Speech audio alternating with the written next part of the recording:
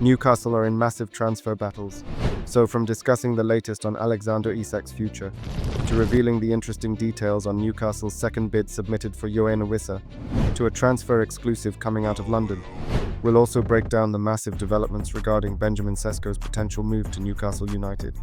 As per, join us as we'll break it all down and discuss the latest Newcastle United transfer news.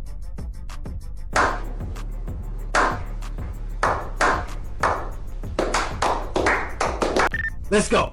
Newcastle United's summer transfer window has taken a dramatic twist, with star striker Alexander Isak reportedly expressing a desire to explore a move away from St James's Park.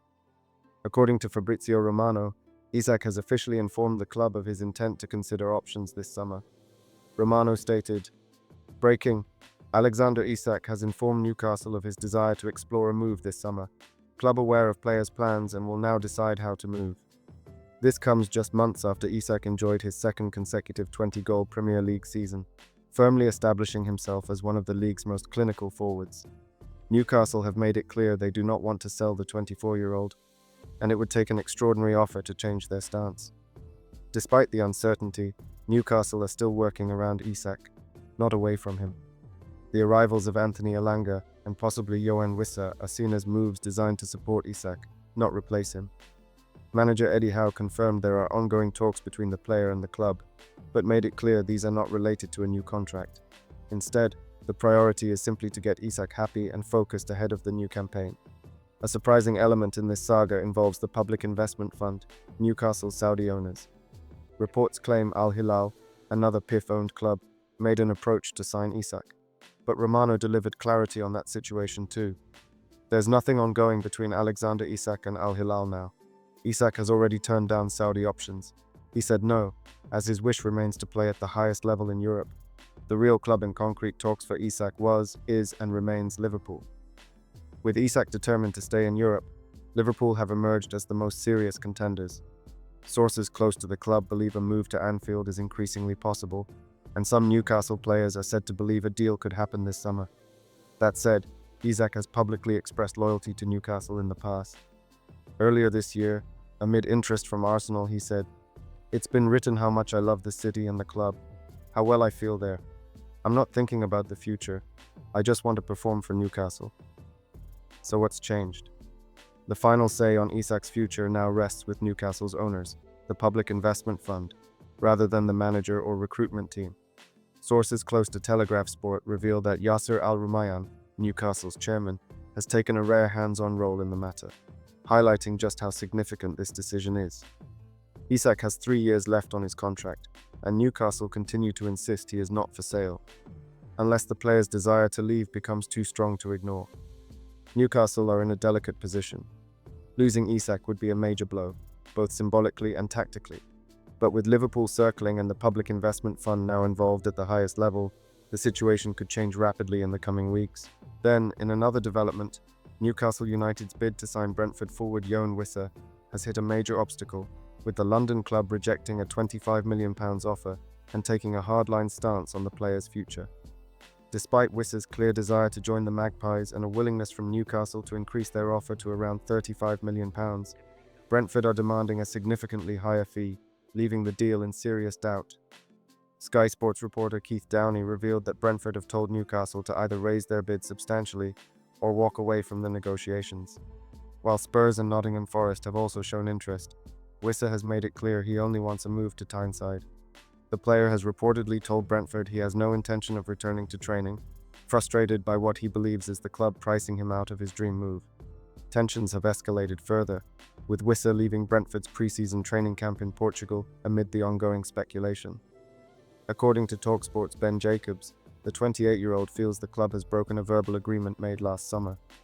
At the time, Wissa was told he could leave for £26 million following Ivan Toney's departure.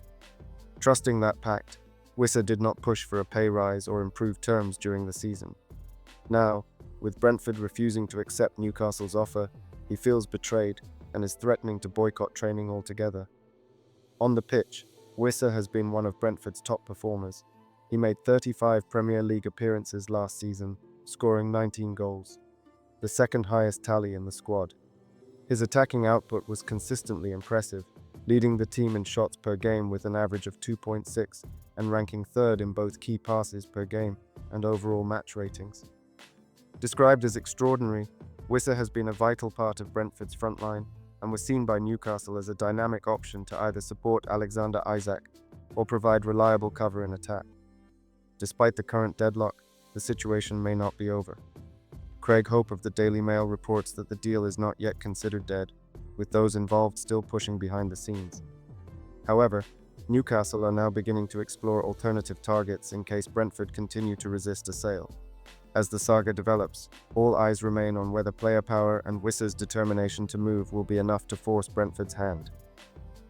Then, in an exciting update, Newcastle United have officially entered the race for RB Leipzig striker Benjamin Sesko, with talks now underway to try and convince the Slovenian forward to move to St James's Park. The Magpies have stepped up their interest following growing uncertainty over Alexander Isak's future, and sources indicate that the club are prepared to break their transfer record to land the 22-year-old. Earlier, transfer insider Fabrizio Romano confirmed Newcastle's serious intent, revealing that the club are preparing a full proposal for Sesko and view him as their top target should Isak leave this summer. Romano also noted that there is a gentleman's agreement in place between Sesko and Leipzig that allows a select group of special clubs to sign him for a reduced fee in the region of 70 to 80 million euros, with potential add-ons of 5 to 10 million euros. Newcastle, keen to present their long-term project, believe they fall within that elite category. According to TBR Football, sources close to the player have confirmed that Sesko has already given the green light for talks with Newcastle to take place.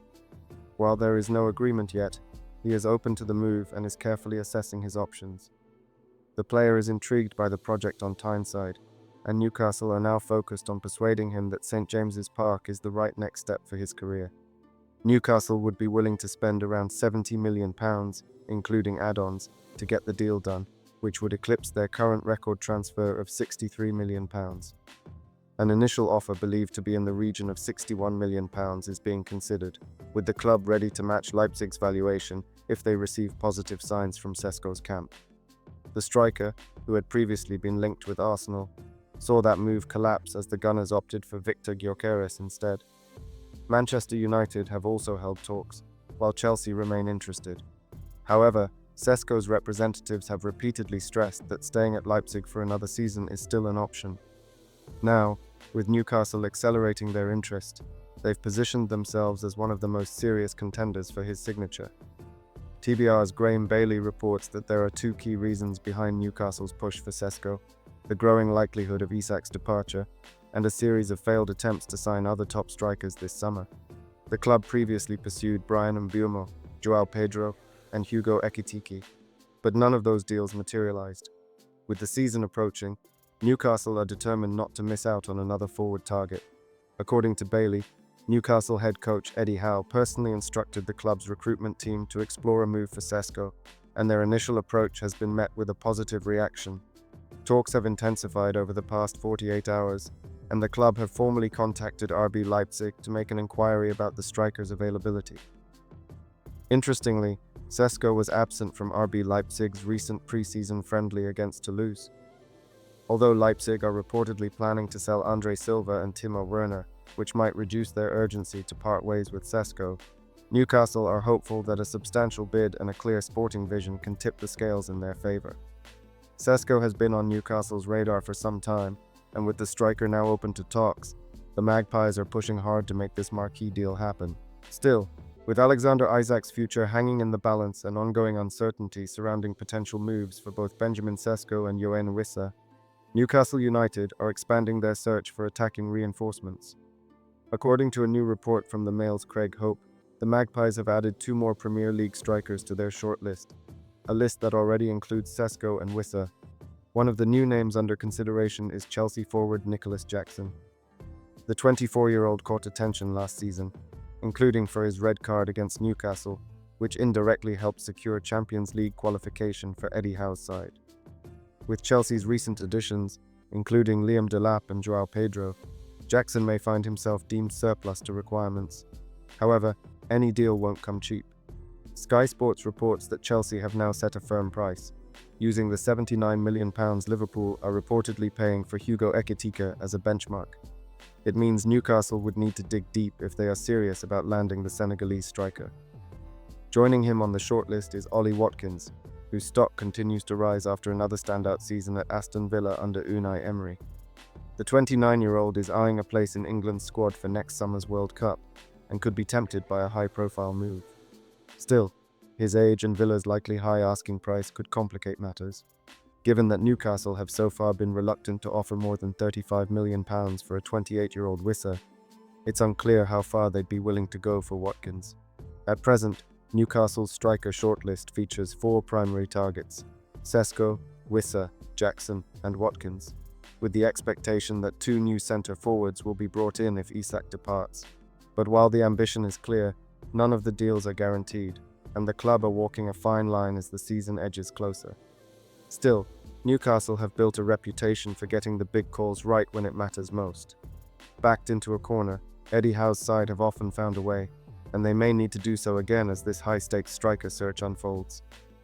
Then, in another development, Newcastle United have missed out on yet another key transfer target this summer, as goalkeeper James Trafford has opted to return to Manchester City instead of completing a move to St James's Park.